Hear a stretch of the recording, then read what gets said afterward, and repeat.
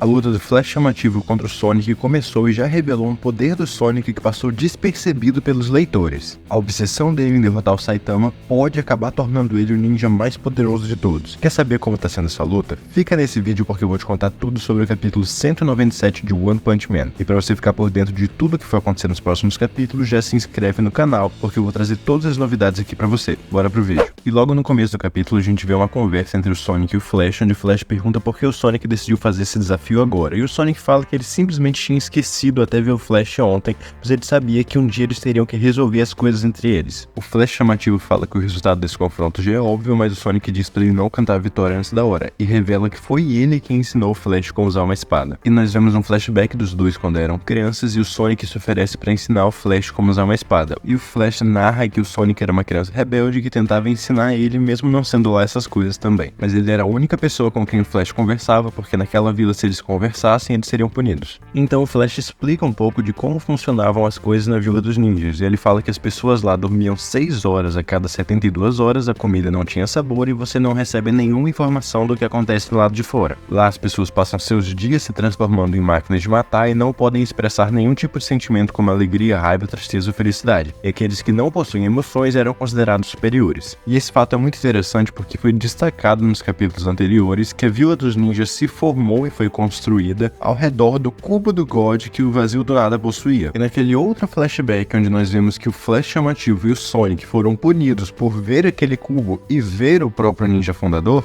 nós percebemos que era proibido na Vila dos Ninjas interagir com aquele cubo. E como já foi explicado durante a conversa do Zombie Man com o Dr. Genos, lá na saga da Associação de Monstros, o processo de monstrificação acontece por causa de um surto de emoções negativas, ou através da dependência de algum tipo de vício. É bem evidente que a forma como a Vila dos Ninjas funcionava serve para tornar os membros dela como perfeitas máquinas de matar, sem emoções, frios, calculistas e que fazem exatamente o que foram ordenados a fazer. Porém, todo o destaque que foi dado recentemente no mangá para como essa vila foi formada ao redor do cubo de God que está lá e tem a capacidade de transformar pessoas em monstros, pode também ter a ver com a forma como essa vila funcionava. Afinal, dormindo pouco, como o Flash explicou, o espírito dos membros vai ficar mais fraco, no sentido de que eles não vão ter uma mente forte para poder se questionar muito sobre as coisas. A comida não tendo sabor, é menos provável que eles sejam inclinados a algum tipo de vício. E não sendo permitido expressar algum tipo de sentimento e nem mesmo se relacionar, afinal eles não podiam nem conversar, torna menos provável o surto de algum tipo de emoção negativa. O ninja fundador, que é o Vazio do Nada, pode ter desenvolvido toda essa estrutura e esse funcionamento da vila, pensando em criar um exército de assassinos pessoais,